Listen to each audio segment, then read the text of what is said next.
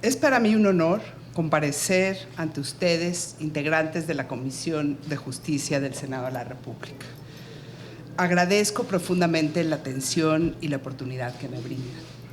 No sobra decir que para una mujer como yo, que he dedicado mi vida a la justicia, este momento es el reconocimiento más alto al que habría podido aspirar.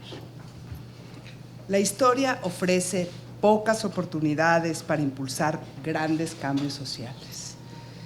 Hoy estamos ante una de esas oportunidades. Vivimos en un país injusto, un México atravesado por la desigualdad, por el privilegio, por el conflicto y por la incertidumbre, azotado por la violencia y la corrupción, es decir, por la arbitrariedad de la ley del más fuerte. Un México partido, en el que la justicia lleva demasiado tiempo torcida. Todo ello ha propiciado que, como pocos momentos en la historia, exista un amplio respaldo social sobre la necesidad de que el Estado recupere el espacio que han ocupado la violencia y la corrupción. Todos los procesos de cambio generan tensiones y producen conflictos. También generan resistencias y miedos legítimos. En este contexto necesitamos más que nunca un árbitro creíble, legítimo, imparcial. Necesitamos una corte que nos pacifique, que nos explique, que nos convenza, que entienda bien el contexto social y político en el que estamos inmersos. Quiero ser ministra de la Suprema Corte de Justicia de la Nación para contribuir a que el máximo tribunal asuma el papel histórico que le corresponde en este México exaltado, polarizado, con tantas emociones y tragedias a flor de piel. La Suprema Corte es la casa de la justicia, la casa de las razones, la casa de los argumentos, de la articulación concreta de los valores que compartimos. En caso de ser favorecida con su voto, trabajaré en dos grandes ejes. Primero, acceso. Abrir las puertas de las instituciones de justicia a los millones de mexicanos que viven sin la protección de la ley. Segundo, los límites al ejercicio del poder. Asegurar que el impulso de cambio social no desborde los cauces constitucionales. Antes de entrar de lleno a estos temas, quiero compartirles la forma en la que yo entiendo la impartición de justicia y la función pacificadora de una juez. Siempre he creído que la justicia es un instrumento de pacificación. El conflicto expresa intereses contrapuestos. Cada una de las partes defiende sus intereses y propone una solución jurídica que la favorezca, que es distinta o por lo menos opuesta a la de su adversario. El desafío de la juez es pacificar ese conflicto. Para ello, primero, tiene que estabilizar la verdad. Tiene que hacer una descripción imparcial a las partes sobre qué ocurrió. Segundo, su segunda tarea consiste en explicar a cada una de las partes cuáles son las razones para decidir por qué una gana y por qué la otra pierde. Frente al conflicto no es la fuerza ni la imposición.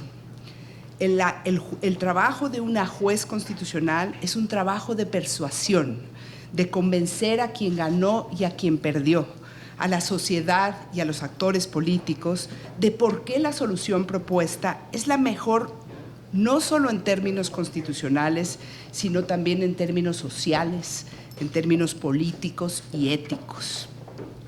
Si la fuerza de la justicia depende centralmente de que nos convenzan sus argumentos y sus razones, nuestra Suprema Corte tiene grandes asignaturas pendientes. Las sentencias extensas, plagadas de transcripciones y tecnicismos, la utilización de un lenguaje inasequible para quien no es un abogado, la ausencia recurrente al contexto social o político en el que está inserto el conflicto, el olvido a cualquier reflexión sobre la razonabilidad y el impacto de la solución propuesta. Estos elementos le restan fuerza a la tarea pacificadora de nuestro máximo tribunal. De llegar a ser ministra, me comprometo a subsanar estas deficiencias. Sentencias cortas, puntuales, comprensibles, pero sentencias sobre todo que reconcilien el derecho con la justicia. Ahora les voy a hablar de cuál sería el primero de mis ejes de trabajo, el acceso a la justicia. La gran paradoja del México de hoy es que contamos con un marco constitucional de avanzada en derechos humanos y al mismo tiempo la mayoría de los mexicanos y mexicanas viven en contextos de exclusión y desigualdad. ¿Qué explica esta paradoja? Nunca en México ha existido una reforma a la justicia que se llame y apellide acceso. Nunca nos hemos propuesto seriamente derribar las enormes barreras de acceso a la justicia de millones de personas que viven en pobreza y exclusión. Una cuestión tan básica como darle un abogado a quien no puede pagar uno, hasta ahora ha sido un asunto invisible, irrelevante o quizá amenazante. Una sociedad que limita el acceso a la justicia a millones de personas es por definición una sociedad desigual. En mi trabajo a ras de tierra en Iztapalapa, conocí caras muy dolorosas de lo que significa esta marginalidad jurídica. Mujeres, principalmente jóvenes, sujetas a todo tipo de abusos sexuales sin que exista ninguna consecuencia para sus agresores. Servicios públicos como el agua o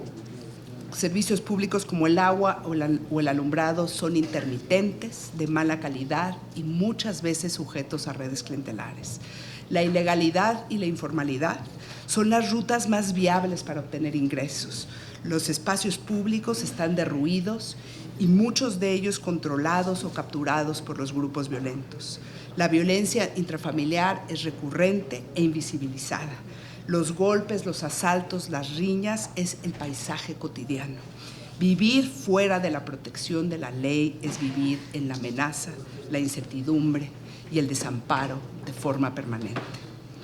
El entramado institucional para garantizar acceso a la justicia está derruido. He hecho trabajo de campo en cárceles, en ministerios públicos, en juzgados de primera instancia, en defensorías, y les puedo asegurar que esas no son instituciones que estén en condiciones de brindar protección y frenar el atropello. El cambio social en México requiere una reforma profunda a ese entramado institucional de ras de tierra. Ahora bien, ¿cuál es el papel de la Corte para abrir las puertas de la justicia a quienes no han tenido acceso? La Corte debe ser una aliada de aquellos que impulsan la transformación de estas instituciones que atienden la demanda de justicia a ras de tierra, defensorías públicas, fiscalías locales, comisiones de derechos humanos, juzgados de primera instancia. Estas instituciones necesitan una Corte que les diga cómo sí, no solamente cómo no. Segundo, la Corte puede y debe ser una aliada de los colectivos sociales y las organizaciones civiles que están en contacto directo con las personas que viven en marginalidad jurídica. Tercero, la Corte debe de recuperar su sentido estratégico de la facultad de atracción. Las y los ministros deben acordar una agenda de temas, causas, problemas prioritarios donde es clave que el máximo tribunal se pronuncie para combatir la exclusión. Desaparecidos, feminicidios, falta de acceso a servicios públicos, ausencia de defensorías públicas, por mencionar algunos. Cuarto, la Corte debe reducir y flexibilizar los muy pesados requisitos procedimentales que hoy le impiden a la mayoría acceder a la justicia constitucional. Es increíble que el juicio de amparo, el instrumento por excelencia para defender derechos humanos, sea un juicio tan técnico y especializado. Ello ha dejado a millones de mexicanos fuera del alcance protector de la Constitución. Quinto, La Corte debe reconocer que su jurisprudencia y sus precedentes todavía no tienen el impacto deseado en las decisiones de los jueces de primera instancia. Según información recabada por X Justicia para las Mujeres en Oaxaca, por ejemplo, solamente 8% de los jueces conocen alguna de las jurisprudencias emblemáticas en materia de derechos humanos de la Corte. Lo que la Corte dice que son nuestros derechos allá arriba no baja ni es garantizado por los jueces de primera instancia. Todas estas tareas pendientes tienen que ver con la enorme distancia que existe entre el máximo tribunal y las realidades concretas y dolorosas de quienes viven fuera de la protección de la ley.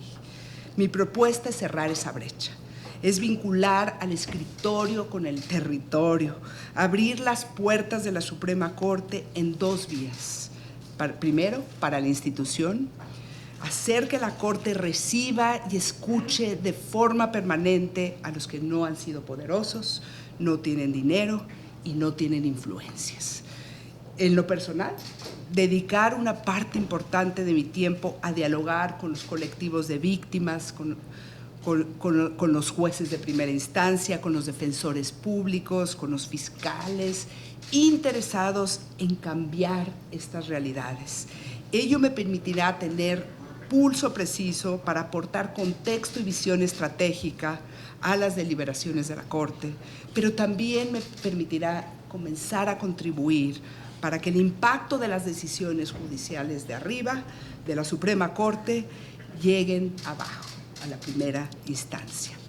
De eso depende que en México se pueda frenar un orden violento y corrupto, que el violento y el corrupto no impongan la ley. Senadores y senadoras, conozco a profundidad la demanda de justicia insatisfecha de México y las realidades institucionales que la perpetúan. Yo quiero aportar a la Corte mi conocimiento en derecho constitucional aunado a mi larga experiencia a ras de tierra. De ser favorecida con su voto, seré una ministra que no descansará hasta que esas demandas de justicia no sean escuchadas y atendidas. Mi segundo eje de trabajo, como mencioné, se enfocará en la función del Tribunal Constitucional de definir los límites al poder, que no es otra cosa que gestionar adecuadamente la tensión inevitable entre Constitución y democracia. A la Suprema Corte no le toca definir la política pública ni la dirección del cambio social. Eso compete exclusivamente a los poderes que cuentan con la legitimidad que proviene de las urnas. A la Corte solo le compete asegurar que el ejercicio del poder no desborde los límites que establece la Constitución. La tensión entre Constitución y democracia hoy es más evidente que nunca. Desde 1997, ningún partido en el poder había conseguido mayorías legislativas tan amplias. Uno de los desafíos más relevantes que enfrentaré en caso de ser ministra será participar en la deliberación sobre cuándo se está frente a un límite constitucional y cuándo no. ¿Qué decisiones le corresponden a los poderes electos y cuáles están fuera de su alcance? El poder de la Corte no solo estriba en su capacidad de poner límites, también sirve para dar legitimidad constitucional a las decisiones de los